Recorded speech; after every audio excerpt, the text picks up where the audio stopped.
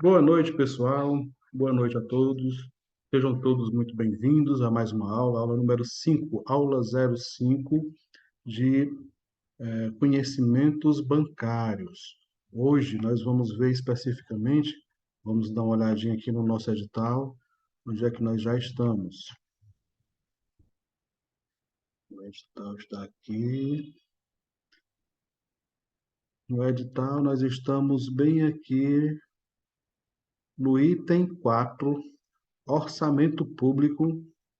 Olha só, item 4, bem aqui começa, orçamento público, títulos do Tesouro Nacional e dívida pública. Então, vamos ver se hoje a gente consegue ver pelo menos o orçamento público. Qualquer coisa, se não der para tempo hoje, amanhã nós continuaremos com mais uma aula de conhecimentos bancários para nós começar a acelerar o nosso estudo, né? Nós já estamos começando a ficar em função do tempo. Então, conhecimento bancário, já estamos no item 4 do edital, orçamento público, né? Vamos ver também títulos do Tesouro Nacional e dívida pública, mas hoje, especificamente, nós vamos começar a ver a parte do orçamento público, né, pessoal? Então, vamos lá. Orçamento público é um dos mais antigos e tradicionais instrumentos utilizados na gestão dos negócios públicos, gestão de negócio público, né? Sendo concebido inicialmente como um mecanismo eficaz de controle parlamentar sobre o executivo, né? Ao longo do tempo, sofreu mudanças no plano conceitual e técnico, aspecto jurídico, econômico, financeiro, planejamento, programação, gerencial e controle administrativo. Isso, pessoal, nós estamos na página 53 da apostila Invictus. Apostila de conhecimento bancário, página 53. Apostila de conhecimento bancário, página 53, certo? Orçamento público. Também temos a apostila Capriata, né? Na parte da apresentação, estamos aqui, orçamento público, módulo 4. Lá no Capriata, módulo 4. Então, nessas duas apostilas, que a gente costuma ver das duas, né, de ambas, então aí está, ok? Aqui no Capriata, planejamento e orçamento, que nós estamos que começa a ver. Ó. Orçamento público, no Capriata tem dizendo, planejamento e orçamento. O planejamento é uma das tarefas essenciais da gestão governamental. É por meio dele que se define as estratégias para orientar o rumo que se deseja para o país. E são definidas as prioridades do governo federal, como os recursos financeiros, organizacionais, informacionais e tecnológicos de um país, no caso são limitados, né? É preciso fazer escolhas. E o planejamento é o espaço político decisório no qual o governo decide, em resposta às demandas da sociedade, quais políticas públicas serão implementadas, né, como prioridade. Então, o orçamento público nada mais é do que o planejamento que o governo tem para gastar o dinheiro, aquilo que for arrecadado, para o ano seguinte. Você pode imaginar o seguinte, então lá, vamos lá. A gente começou a aula muito elétrico, vamos dar aqui uma pequena parada. Vamos pensar o seguinte: imagina você na sua casa, imagina você na sua casa, e chega o final do ano, você começa a pensar assim, meu Deus, como é que vai ser o ano que vem? Então você já vê mais ou menos como é que vai ficar o seu orçamento para o ano seguinte. Aquilo que você vai ganhar, seu salário, o seu salário da sua esposa, o seu salário sozinho se for solteiro, ou esposo, solteiro, enfim. Você vai ver mais ou menos quanto é que vai ganhar por mês, né? Juntando aquelas suas receitas, e mais ou menos quanto é que vai ficar as suas dívidas, o que é que vai ter para pagar e tudo tal. Então, isso aí é um orçamento, né? Comparando mais ou menos, assim, guardar as devidas proporções, é assim que funciona o orçamento público. Ao final do ano, os parlamentares, né, na Comissão Parlamentar Mista de Orçamento, vários parlamentares se unem e vão discutir o que é que vai ser feito no ano seguinte no orçamento, certo? No orçamento público, o orçamento do governo. Então, eles vão ver mais ou menos uma receita, uma estimativa de receita. Quanto mais ou menos o governo vai arrecadar em impostos, em receita líquida e tudo tal, e o que é que tem de ser gasto com o pessoal, com dívida, com pagamento de spread bancário, com pagamento de pessoal. de investimento, quanto é que vai poder investir em estrada, investir em escola, investir em hospital, enfim. Então, o orçamento público, o orçamento federal, o orçamento do governo, né? Os deputados vão ver mais ou menos quanto é que vai ter ao todo de receitas, né? Vão quanto é que vão arrecadar de receita de dinheiro e o que é que tem mais ou menos para gastar, né? Principalmente lá com a Previdência, com os aposentados e pensionistas, né?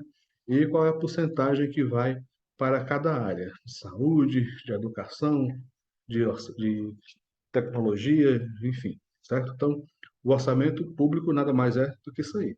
Comparando mal como a gente já fez, comparando mais ou menos, seria como o seu orçamento, você na sua casa, ver mais ou menos o que é que você vai ganhar de salário e o que é que você vai ter que pagar de prioridade no ano seguinte, ok? Então, isso aí o orçamento em si. Vamos voltando aqui para a nossa telinha. Ó, então, temos aí também quais seriam os instrumentos utilizados, né? Qual é o instrumento utilizado pelo governo federal?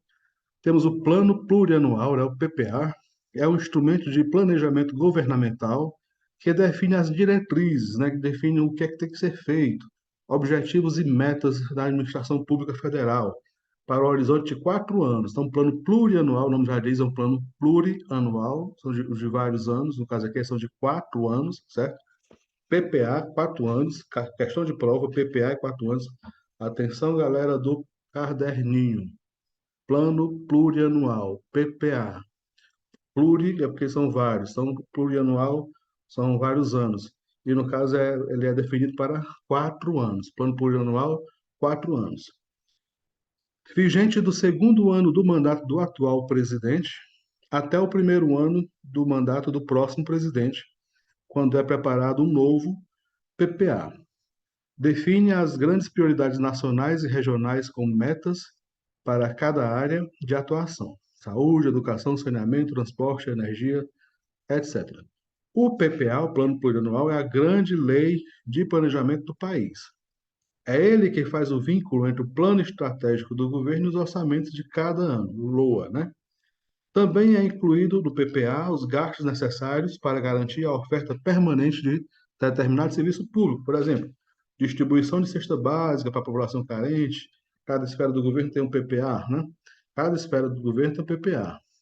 O estadual, o municipal e o federal, porque eles possuem as suas próprias responsabilidades. No caso, aqui nós vamos parar mais um pouquinho e ver aqui, ó. O plano plurianual é um instrumento, né, do governo e tal, para o horizonte de 4 anos, vigente do segundo ano do mandato do atual presidente até o primeiro ano do próximo presidente. Ou seja, do segundo ano do mandato. Vamos voltar aqui. Plano plurianual. O plano plurianual, né? Então, para hoje, para esse ano agora, para 2023, né? Estamos no primeiro ano do novo governo. Então, nós estamos ainda no último ano do plano plurianual do último governo, do governo passado. Certo? Por quê? Só no ano que vem, no segundo ano do atual presidente, é que vai ser votado, é que vai ser apreciado o novo PPA, novo Plano Plurianual, para os próximos 4 anos.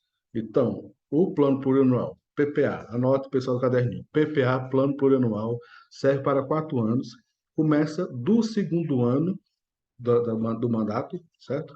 Até o primeiro ano do próximo mandato do próximo presidente, certo? Questão de prova, pode ter certeza que isso é questão de prova, pode anotar, podem decorar essa parte aí, ok? Então, atualmente, nesse ano, nós estamos no último ano do plano plurianual do outro governo. Esse atual governo agora, o governo federal, vai ser a partir do ano que vem. E assim é para todas as esferas de governo, tanto federal, quanto estadual, quanto municipal. Sempre ele, ele vai ser a partir do segundo ano, a partir do segundo ano do governo que vai, do mandato, né? É que vai ser voltado, vai ser apreciado o PPA até o primeiro ano do mandato subsequente, do próximo mandato, do próximo prefeito, do próximo governador e por aí vai, ok? Voltando para a nossa telinha, nós temos o seguinte: o PPA é a grande lei do planejamento do país, a lei do planejamento. Ele é que faz o vínculo entre o plano estratégico do governo e os orçamentos de cada ano. É a LOA, né? A Lei Orçamentária Anual, LOA, ok? Então, vamos aqui novamente voltar mais um pouco aqui, ó. LOA, a Lei Orçamentária Anual.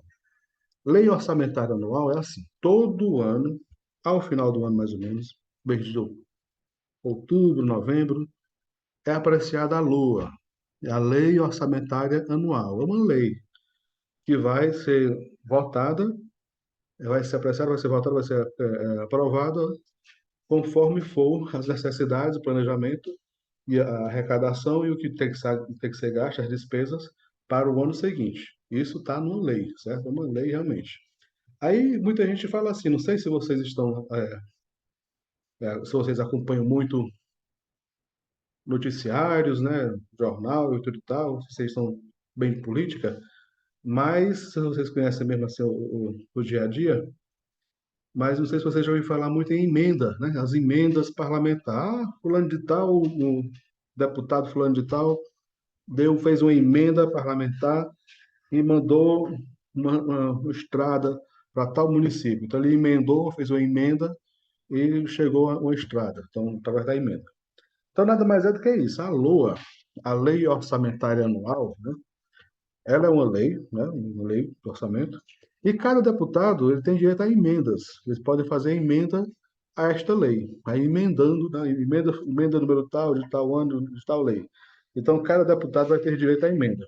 Digamos o seguinte: depois que foi feito o planejamento, foi feito mais ou menos a previsão de receita, diz assim: o governo federal vai arrecadar tantos bilhões, 100 bilhões de reais aqui para o ano que vem. Então, depois que é feita toda a distribuição, vai sobrar, digamos ali, que sobre um bilhão, né? Entre aspas, tudo isso aqui é só uma suposição, só para explicar, certo? Digamos que sobre um bilhão. Essa sobra de um bilhão aqui vai para as emendas parlamentares.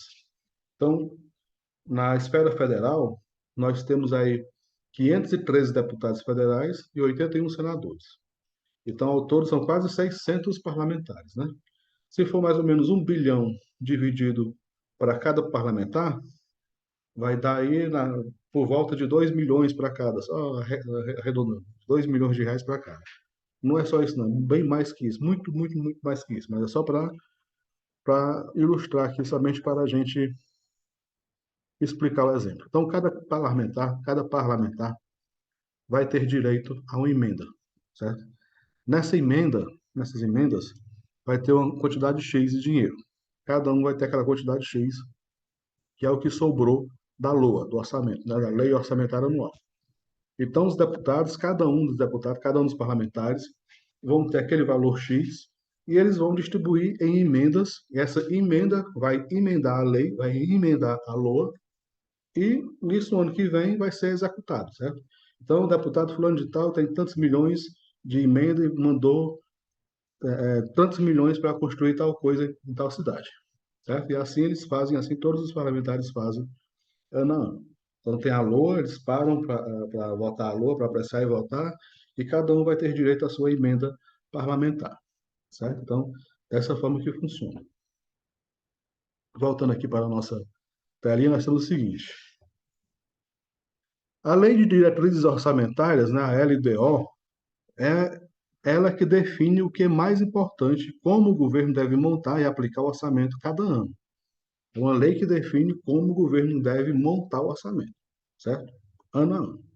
Ela traz as regras para elaborar e executar o orçamento para o ano seguinte, definindo também prioridades e metas do governo.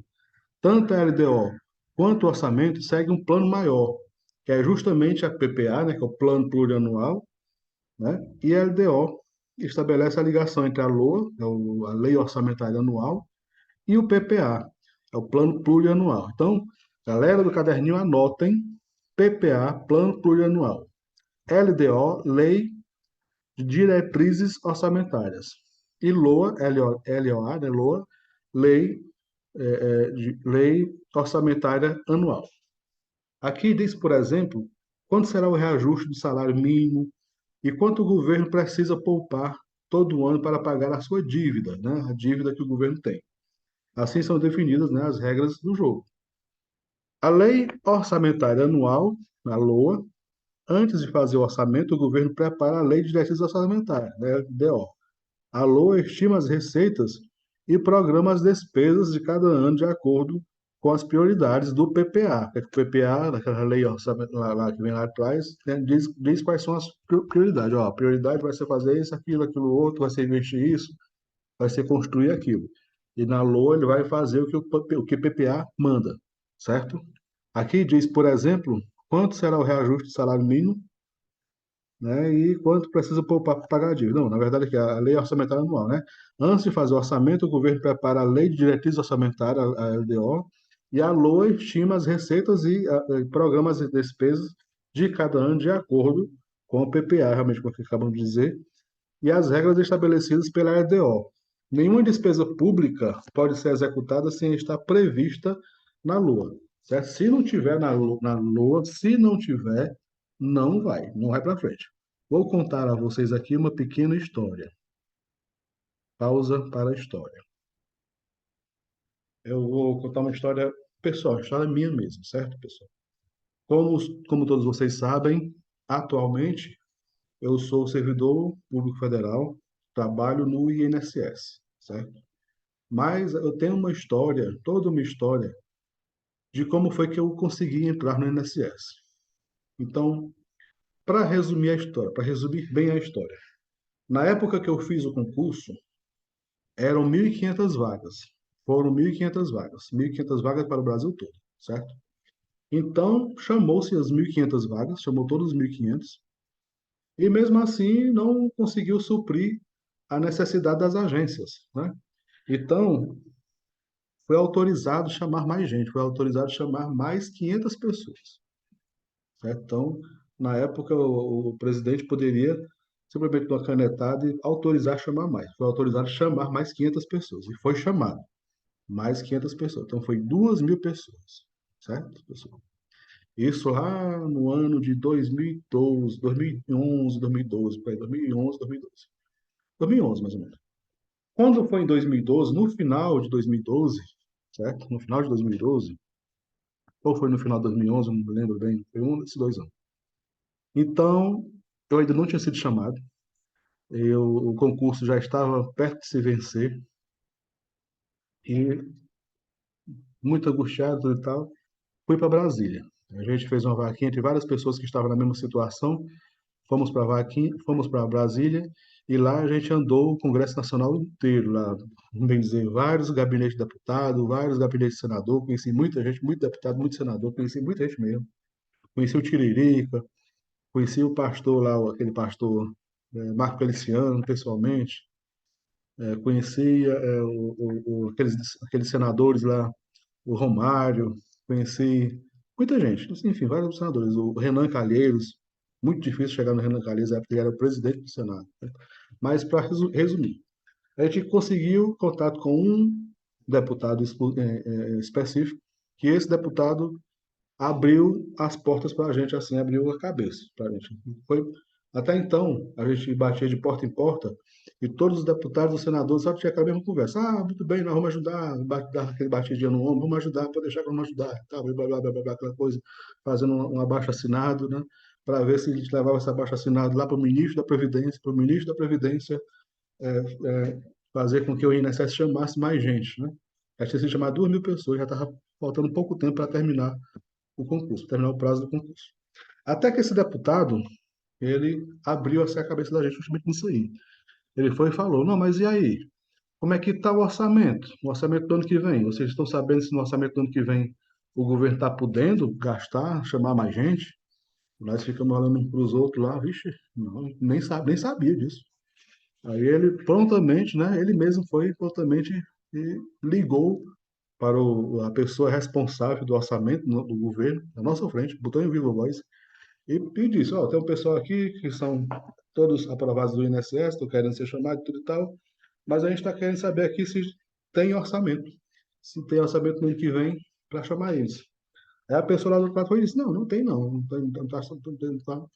tem nada especificamente para isso. Então, como estava na época, estava mais ou menos no final do ano e estava justamente nessa lei, na LOA, na Lei Orçamentária Anual, então esse deputado se comprometeu a colocar na lei, na LOA, uma emenda na lei, que o governo no ano seguinte pudesse fazer mais um chamamento, pudesse chamar mais gente do INSS. E assim ele fez, foi votada a lei passou realmente, graças a Deus, graças a ele. E no ano seguinte o governo foi lá, mais uma canetada, faltando uma semana para terminar o prazo do concurso, e chamou mais 400 pessoas. E nessas 400 pessoas, me chamou junto e eu estou trabalhando no INSS até hoje. Então, por isso que é tão importante a lei, né? A gente estudando por assim, por alto, a gente não pensa nos detalhes, nas nuances, né? E quão importante é Brasília, quão importante é o Congresso Nacional. Tá todo mundo dizendo assim, todo mundo pensa que é a mesma coisa, lá no Brasil só tem político ladrão, só tem aquilo, aquilo outro e tal. Mas, pessoal, o país funciona através de Brasília, né? De cima para baixo. O que eles querem fazer, eles fazem e vem de lá de cima mesmo, não adianta, ok? Então é assim que se funciona, é assim que está organizado o nosso país, principalmente nessa parte orçamentária, né? Por isso que é bom estudar esse tipo de coisa, que a gente fica pelo menos por dentro de tudo que acontece, né? Então, é isso. A lei orçamentária anual, antes de fazer o orçamento, né? Nenhuma despesa pública pode ser executada sem estar prevista na LOA. Nenhuma despesa. Por isso que o deputado lá foi falou. Mas está na LOA, então tem que estar na LOA. A LOA é feita uma vez por ano, é feita essa LOA, e no ano seguinte ser executada. Mesmo que não se execute, mas tem que estar lá. Certo? Se não tiver, vai ter que colocar no final do ano para o ano seguinte só. Ok? Então, o orçamento federal inclui toda a programação de gastos da administração pública, desde o pagamento de pessoal, de aposentadorias, da saúde e educação, até os investimentos das empresas estatais, né? O orçamento público, na verdade, é uma lei que é justamente isso, é justamente a LOA. Todo ano tem essa lei, é uma lei nova, que é a lei do orçamento anual, ok? Aí é a fase da aplicação dos recursos propriamente planejados, seguindo as regras da LDO, da Lei de Diretrizes Orçamentárias. Certo, pessoal? Então, é dessa forma que funciona, o país funciona dessa maneira. E, então, continuando aqui, nós temos o seguinte: orçamento público, ainda continuamos no orçamento público. Receitas, né?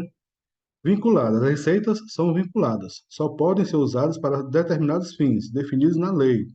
Exemplo: salário, educação, contribuição paga pelas empresas à União, que só pode ser usada para cobrir gastos com o ensino fundamental. Outro exemplo é a contribuição chamada de CID, que vem embutida no preço da gasolina. Lá na gasolina tem uma contribuição que é a CID, certo?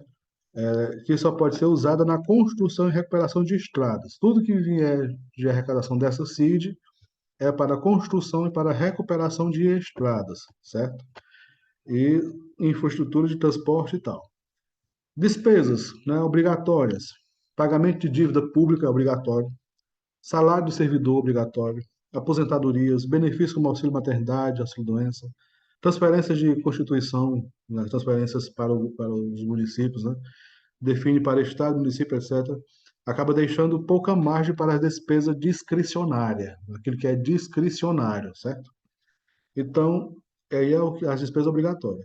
E as receitas não vinculadas? O que é as receitas não vinculadas? De outro lado, é aquele que o administrador público poderá escolher, utilizando-se dos critérios de conveniência e oportunidade, onde aplicar os valores arrecadados, certo? As receitas vinculadas é aquelas que tem que gastar aquilo ali. Já tá na lei, pronto, tem que gastar aquilo tanto. E as não vinculadas são as que o administrador pode gastar como quiser, ok? Porém, as despesas obrigatórias, né, são aquelas que já foi dito, são pagamento de dívida, aposentadorias, auxílios, passe constitucional e tal. E as discricionárias, as despesas discricionárias, quais são? Financiamento de pesquisa científica, por exemplo, melhoria no ensino, modernização de hospital, construção de estrada, de infraestrutura, etc. Tudo isso aqui é discricionário, ou seja, só é feito se o administrador quiser, conforme ele queira, é discricionariamente, certo? Então, isso aí é o orçamento público. E o orçamento do governo vem a partir disso aí, dessa forma, ok? Então, temos aqui títulos do Tesouro Nacional. Vamos começar a ver títulos do Tesouro Nacional. Aí está a marquinha, a marca do Tesouro Nacional, né? E temos aqui o seguinte: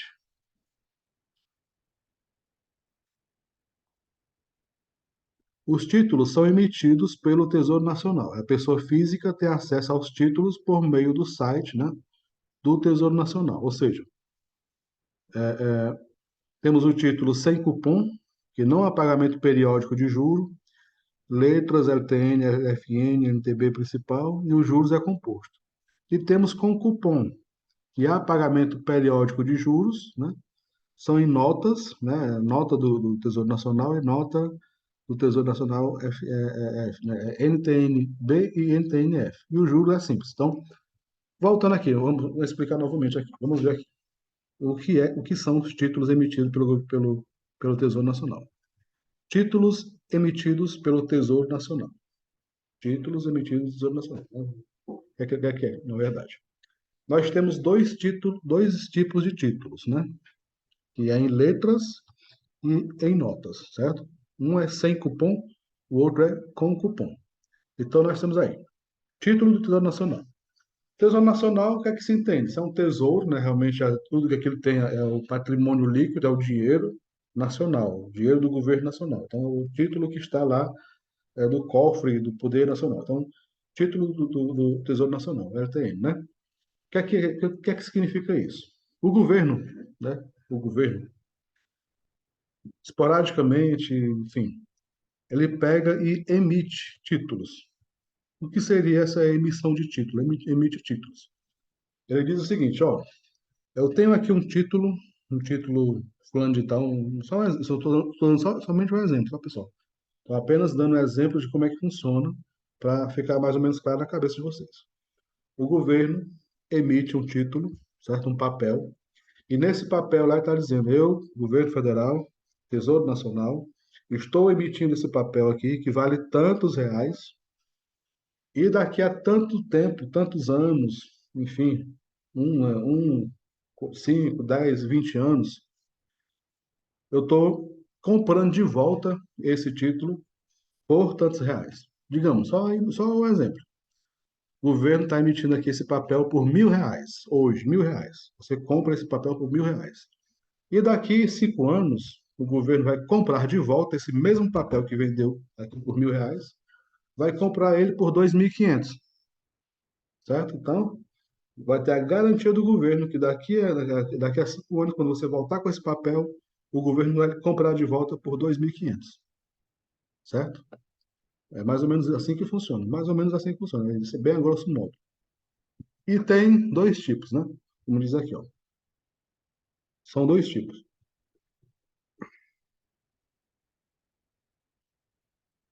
O sem cupom, que não há pagamento periódico de juros, né? O governo emite o título e depois compra de volta quando terminar o prazo, né? Ele se chama letras, né? LTN, LFT, né? E NTNB principal, né? O juro é composto. Os juros aí são compostos, certo? O juro composto durante todo o tempo e no final o governo vai e compra de volta. E tem o título com cupom a pagamentos periódicos de juros, certo? São notas, né? NTN-B e NTN-F. O juro é simples, ou seja, o governo vai, dessa forma aqui, ele vai dizer assim, ó, esse título aqui eu estou vendendo ele por R$ 10.000 e a cada 3 meses eu vou pagando juros. Cada 3 meses eu vou pagando juros sobre ele. E lá no final, no último dia, eu compro ele de volta, pelo valor X, certo? Então esse é o com cupom. E o sem cupom é o outro lá, que é o de uma vez só, de uma lapada só, por assim dizer, né? Enfim. Então, olha só. Títulos do Tesouro Nacional. Agora, nós temos aí, ó, por exemplo, Tesouro Prefixado 2023, uma rentabilidade anual de 5%, né, ao ano, um investimento mínimo de R$ 36. Esse papel, R$ 36. No preço unitário, de 900,31 reais, R$ 900, né? E o vencimento seria no dia 1º de janeiro de 2023. Então, isso aí já foi um que passou, né? Então, o Tesouro Prefixado 2026, a rentabilidade anual é de 7%, o investimento mínimo é R$ 34, o preço unitário é R$ 693 e o vencimento é dia 1º de janeiro de 2026, certo? Temos aí lá embaixo aqui o Tesouro Selic, né? Ele é conforme a Selic, ó, a taxa de juros é a Selic mais 0,2161%, certo? Investimento mínimo de R$ 100, preço unitário é R$ 10.000 e o vencimento é 1º de março de 2023. E por assim vai, ó. São vários títulos, aí são uma lista de vários títulos, né, do Tesouro Nacional. Um exemplo, uma lista exemplificativa de vários títulos diferentes do Tesouro Nacional que ele emite e a pessoa compra se quiser e paga, enfim, vai conforme quiser, certo? Então, isso aí nada mais é que um exemplo, ok? Então, nós temos os títulos públicos, os tipos de títulos públicos federais. Quais são os tipos, né? Temos os com cupom, temos os títulos sem cupom e com cupom, né? Conforme aqui a gente está vendo aqui na telinha, né? O nome anterior era LTN, nome atual é Tesouro Prefixado. A rentabilidade é o deságio sobre o valor nominal. Ele é prefixado. Aí, nome anterior, temos LFN, LFT, né? Atual Tesouro Selic. A rentabilidade é a taxa de juros da Selic mais pró-fixado, pós-fixado, né? E temos o antigo NTNB principal, que atualmente é Tesouro IPCA. O nome dele é Tesouro IPCA, que é o IPCA mais juros, certo? E temos os com cupom, né? Que vai pagando, ó, 6% ao ano, 10% ao ano. NTNB antigamente, atualmente é Tesouro IPCA com juros semestral. De 6 em 6 meses o governo vai pagando juros. 6 em 6 meses o governo vai pagando juros de quem tiver isso aí. Então, nesse caso, aí você vai ser uma espécie de agiota para o governo, né? Você vai emprestar dinheiro para o governo federal, certo? Então, as características. A recompra diária, pós-fixada é indicado para a alta de Selic, pré-fixada é indicado para a queda da Selic, o imposto de renda é conforme a tabela da renda fixa, o valor mínimo para a compra dos títulos é de R$ 30 ou de 0,01 o título, né? Pode ser um título inteiro ou o título pode ser quebrado, né? Por isso, ó, R$ 30, o mínimo que você pode investir é R$ 30. Se você quiser, você pode investir ainda hoje. Só entrar lá no site do Tesouro Nacional. Se tiver o dinheiro da sua poupança, você mesmo tira da sua poupança e compra lá o título. E pode ganhar dinheiro aí, você nem está sabendo, né? Então, isso nosso próximo curso, o CPA 10, nós vamos estudar muito isso aqui, certo? Que é o mercado financeiro em si, né? O valor máximo da compra é de R$ 1 milhão por mês, né? E o cupom é pago sobre o valor nominal do título, independente da taxa ou preço de compra, certo? Independente da taxa ou preço de compra, é, ele é pago sobre o valor nominal do título, ok? Então temos aí as taxas de desconto Selic, a rentabilidade e o preço, né? Ele sobe com a taxa de desconto da Selic, então sobe a rentabilidade, e baixa com o preço unitário. No deságio, o investidor recebe a Selic mais a porcentagem, o preço mais barato que é o par, rentabilidade acima da Selic, certo? No ágio, o investidor recebe o Selic mais, menos taxa. No ágio, o outro foi o deságio. Agora, no ágio, o investidor recebe a Selic menos a taxa de juros. O preço mais caro ao par, rentabilidade abaixo da Selic. E ao par, o investidor recebe a Selic mais 0%, ou seja, somente a Selic. A rentabilidade é igual à Selic, certo, pessoal? Então, isso aqui foi só apenas uma introdução. Nós vamos entrar de cabeça realmente nos títulos federais, nos tipos, e fazer, ver exemplos e fazer exercícios na nossa próxima aula de conhecimento bancário, certo? O negócio vai começando a ficar mais interessante, como vocês podem ver aí, ó. Tá ficando bem interessante as nossas aulas, né? Nós estamos começando então a entrar mais detalhadamente, mergulhar realmente de cabeça no mercado financeiro e no conhecimento bancário, por assim dizer, né? Então, na nossa próxima aula de conhecimento bancário, nós vamos mergulhar mais ainda dos títulos do Tesouro Nacional. Ok, pessoal? Então, por hoje foi só isso. Nós vamos colocar aí mais questões no grupo para ser discutida e corrigida no dia seguinte. E na nossa próxima aula nós vamos mergulhar mais ainda aí, como já disse, nessa matéria dos títulos do Tesouro Nacional. Ok? Muito obrigado a todos e uma boa noite. Tenham todos bons estudos.